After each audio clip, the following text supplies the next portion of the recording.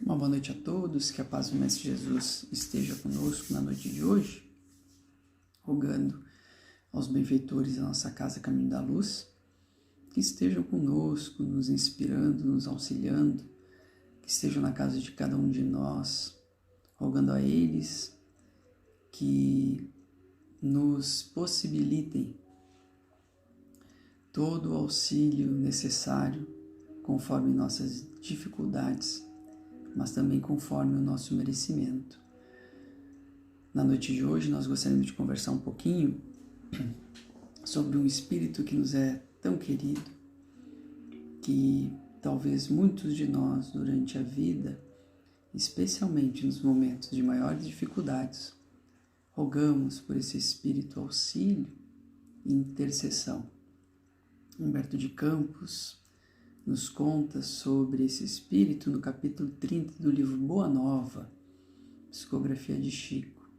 Trata-se do espírito de Maria de Nazaré, a mãe de Jesus, que foi um espírito tão grande, como nos diz Humberto de Campos, junto a José, os dois espíritos tão grandes que receberam de Deus a incumbência de trazer à vida o nosso governador espiritual da terra. E Maria foi um espírito tão grande que ela não é só lembrada como a mãe de Jesus, mas como a mãe de todos aqueles que sofrem no mundo, dos nossos irmãos suicidas, como os espíritos nos contam, que rogam sempre intercessão a ela, no Hospital Maria de Nazaré, no plano espiritual. Ela que viu o seu filho padecer, sofrer, ser crucificado, morto, sem merecimento.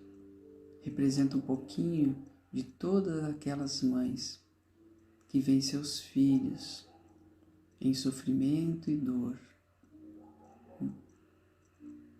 Não comparando a Jesus, mas representa um pouco daquele amor de mãe, que é um amor diferente, que é um amor sublime que nós podemos encontrar aqui na Terra. O amor de mãe realmente é diferente, porque a mãe entrega tudo que ela tem pelos seus filhos. E nesse capítulo, Humberto de Campos nos conta que Maria, no momento de grande sofrimento, acompanhando Jesus que carregava a cruz em direção ao Gólgota, onde seria crucificado, observava para os lados e via muitos daqueles que Jesus havia curado, muitos daqueles que Jesus havia intercedido, muitos daqueles que haviam recebido uma palavra de consolo, muitos daqueles que haviam sido esclarecidos, muitos daqueles que voltaram à vida, que tiveram uma nova oportunidade a partir da boa nova de Jesus, a partir do seu exemplo, a partir do seu amor. Onde estavam eles agora? E por que encontravam-se observando? E por que não acompanhavam, por que não intercediam em favor daqueles que havia lhes dado tudo e nunca havia cobrado nada, daqueles que havia amado tanto, daquele que exemplificou o maior amor que a gente pode encontrar na Terra.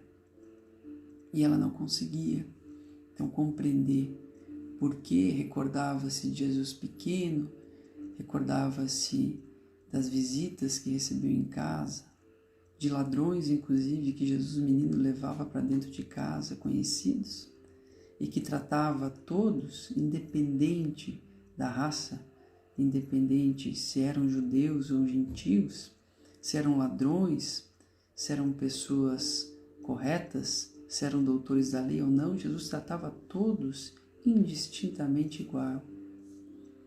E Maria sentia uma tristeza muito grande por aquela injustiça que faziam com o seu filho. Ela era acompanhada nesse caminho com outras mulheres e com um discípulo, um apóstolo somente que acompanha Jesus, que nós conhecemos, que é João o Evangelista, o mais novo dos apóstolos, o único que não se esconde. E no momento derradeiro da morte de Jesus, em que ele deixava a vida da carne para retornar à vida espiritual, ele olha para Jesus, Jesus olha para ele e diz: meu filho, eis aqui tua mãe. Olha para Maria e diz: Maria, mãe, eis aqui teu filho. Trazendo então o maior exemplo de amor fraternal, de amor universal que Jesus esperava de todos. Independente de ser de sangue ou não, que todos deveriam amar-se e ter como mãe ou como filho todos aqueles que necessitassem daquele amor. Passam-se muitos e muitos anos após a crucificação, em torno de 14 anos, daquela promessa que João havia feito a Jesus em frente à cruz, de que cuidaria de Maria. Maria, após a dispersão dos apóstolos, que haviam cada um ido a um lado levar o Evangelho, muitos já haviam desencarnado, muitos já haviam sido martirizados. Maria se encontrava-se junto com a sua família na Betaneia. Não era na Betânia, onde havia a chácara de Lázaro, Maria e Marta, mas tratava-se da Betaneia, uma outra região longe de Jerusalém, próxima às Decápolis, onde Maria então se encontrava todos os dias da sua etapa, daqueles 14 anos, recordando-se, falando e lembrando de seu filho Jesus. Havia uma disputa, inclusive, dentro da sua família, que trazia a eles a ideia de que, como eles possuíam consanguinidade com Jesus, eles tinham mais direitos ou tinham mais possibilidades espirituais do que os outros. 14 anos depois, João, agora já em condições de procurar Maria, vai a Betaneia. Num fim de dia, Maria na frente da casa, vê ao longe um sorriso conhecido. Já não era mais aquele jovem, já não era mais tão jovem, tão menino como era. Era João que retornava a ela, contando os pormenores da sua vida, contando os planos mais insignificantes. Levaria ela junto com ele para Éfeso. Já havia providenciado uma casa. Viveriam juntos, seriam mãe e filho. Recordariam a Jesus e levariam o Evangelho e permaneceriam juntos até o fim das suas vidas. E assim ocorre. Maria vai com João para Éfeso e vão viver em uma casa, em um monte, um pouquinho distante da cidade de Éfeso, que ainda hoje existem as ruínas da cidade de Éfeso.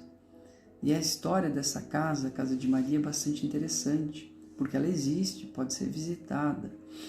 E ela encontra-se então mais ou menos em um morro com a vista para o mar Egeu, com a cidade de Éfeso abaixo, e durante muito tempo ela ficou esquecida. Existia uma freira chamada Ana Catarina Emmerich, que nasceu no final do século XVIII e que era uma freira que possuía uma saúde bastante frágil. Era tida como mística, ou seja, ela possuía uma mediunidade ostensiva, conforme os relatos, e ela tinha visões. E nessas visões, ela viu muito daqueles relatos que a gente ouve falar sobre Maria e João, e ela observou a casa onde Maria vivia com João, como ela era, a estrutura da casa, os últimos momentos da vida de Maria.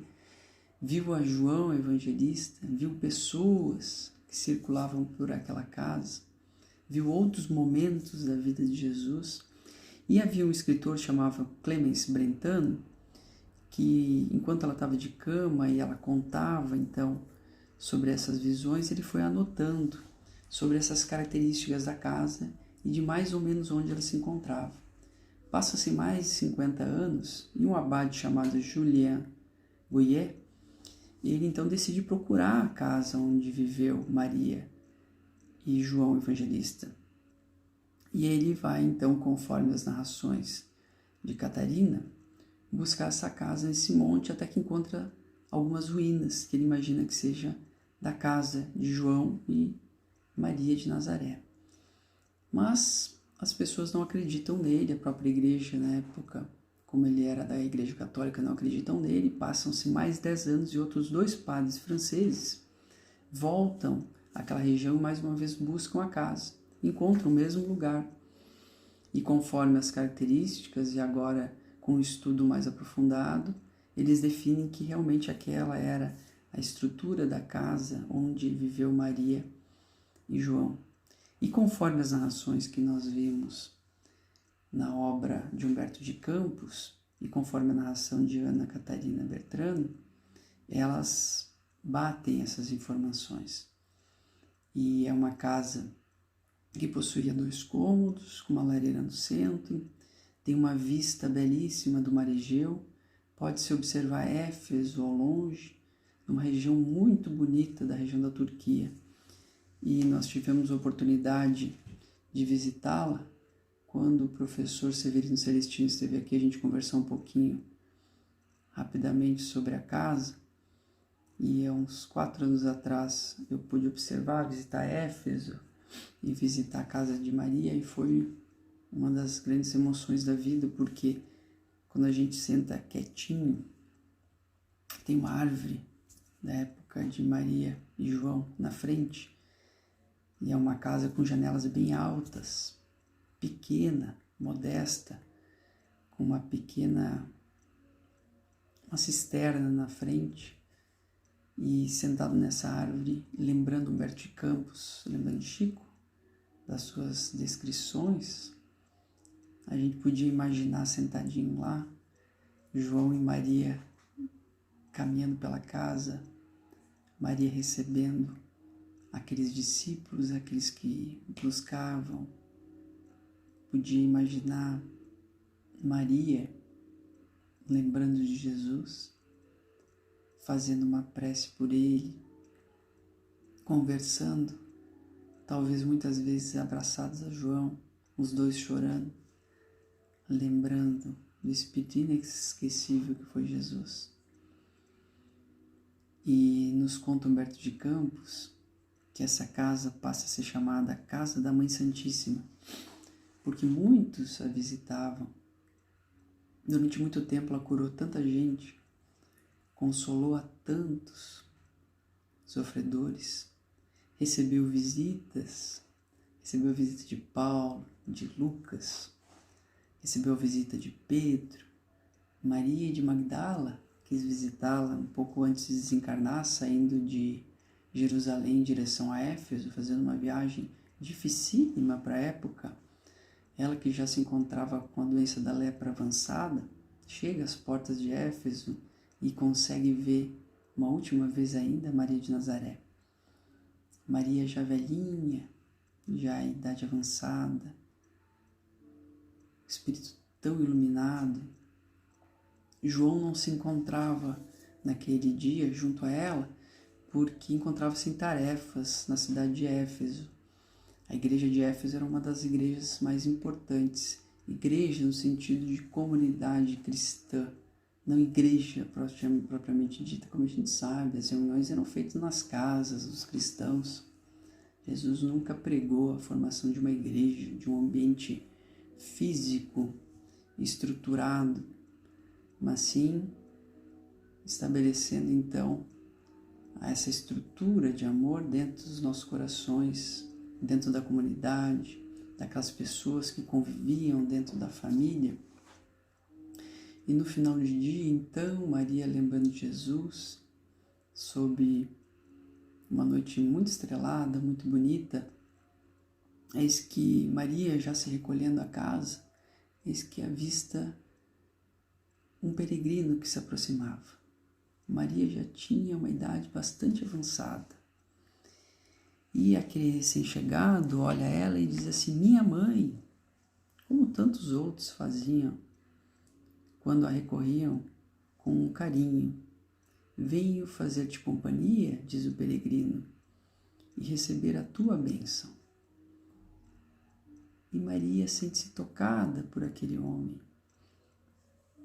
E ela lembrava da voz, mas não conhecia o rosto, mas algo mudava no seu coração, porque aquele peregrino é convidado a entrar junto com Maria na sua casa e Maria passa a ouvi-lo, e ele era diferente de todos aqueles que ela recebia, porque de forma distinta aos demais, ele não procurava consolo. Naquele dia, era ele que a consolava. Quem era aquele mendigo que aproximava-se naquela noite, pensava ela? Sempre as pessoas procuravam algo, pediam algo. Quem era aquele que somente doava? Onde é que eu via aquela voz carinhosa e doce de outras vidas? Que emoções era aquela que ela sentia? Foi quando o hóspede, aquele que ela recebia, estende as mãos e com profundo amor diz: minha mãe, venha aos meus braços. Quando Maria olha para aquele peregrino mais uma vez, ela reconhece, era Jesus. E quando ela olha para as mãos do seu filho, olha para o peito, olha para os pés, como uma mãe, ela diz: meu filho, o que foi que te fizeram? E precipitando-se para ele com uma mãe carinhosa, ela toca a ferida, olha, preocupada, a chaga lateral, do lado do estômago, perto das costelas, e faz um movimento de se ajoelhar perante a ele. Mas ele a segura. E quem se ajoelha é ele, ajoelhando-se junto a ela, beija-lhe as mãos e diz: sim, minha mãe, sou eu. Venho buscar-te, pois meu Pai desejas que no meu reino seja a rainha dos anjos. Maria cambaleou, segundo Martim Campos, tomada de inexprimível ventura. E a partir daquele momento ela não mais falou. Dois viajantes que chegam a casa encontram Maria já numa condição de saúde bastante grave, não falava. Dá tempo ainda de João chegar e ela se desliga do corpo então, depois de algumas horas. Desligando-se do corpo, ela toma a clareza do que ocorria. Muitos anjos de uma beleza inexprimível se aproximam dela, trazendo cânticos, músicas, e ela se recorda daquelas regiões que ela tinha vivido junto a Jesus.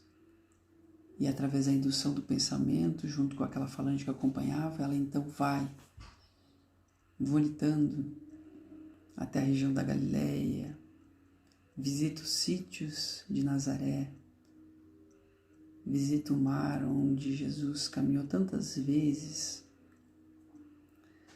em sua margem, curando, abençoando, envolvendo, esclarecendo, consolando os mais humildes, os de maior sofrimento. E lembra-se como poderia ajudar mais um pouco. E recorda-se que nos últimos tempos ela ouvira falar sobre as perseguições que ocorriam em Roma em nome de seu filho. E ela então, através da indução do pensamento, mais uma vez, dirige-se a Roma, observando aquela cidade majestosa, porém tão fria, no coração daqueles que ali viviam. Em direção ao Esquilino, ela adentra então aquelas prisões e observa todos aqueles que sofriam, presos, que seriam martirizados. Observa uma moça que aparentava uma situação bastante grave, já bastante doente, tanto triste, aproxima de cada um, ora, faz uma prece, estimula toda aquela assembleia que acompanhava. E quando aproxima-se mais uma vez daquela moça, ela então disse ao seu ouvido: canta, minha filha, tenhamos bom ânimo, convertamos as nossas dores da terra em alegrias para o céu. E assim naquela prisão, todos aqueles cristãos começaram a cantar músicas em louvores a Jesus, fortalecendo seu espírito para mais aquela luta que se aproximava. Os soldados, aqueles que assistiam, o terror que eram dos circos romanos quando os cristãos eram martirizados, não entendiam por que aqueles espíritos daqueles cristãos seriam martirizados, cantavam e entravam com uma coragem tão grande, enfrentar os leões, enfrentar a fogueira, enfrentar a dor que sofreriam.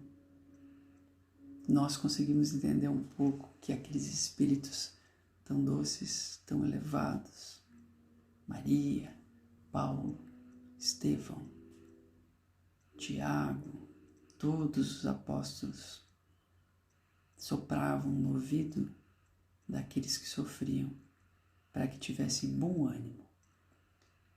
E Humberto de Campos termina com uma frase que nós queríamos deixar: por essa razão, irmãos meus, quando ouvirdes os cânticos nos templos das diversas famílias religiosas do cristianismo, não vos esqueçais de fazer no coração um brando silêncio, para que a rosa mística de Nazaré espalhe aí seu perfume. Então, na noite de hoje, a gente queria deixar essa lembrança de Maria, desse Espírito tão abençoado, que tanto nos auxilia e que, segundo também a nossa Dona Ivone do Amaral Pereira, teve, a pedido de Jesus, a tarefa no plano espiritual de interceder junto aos maiores sofredores, que são os nossos irmãos suicidas.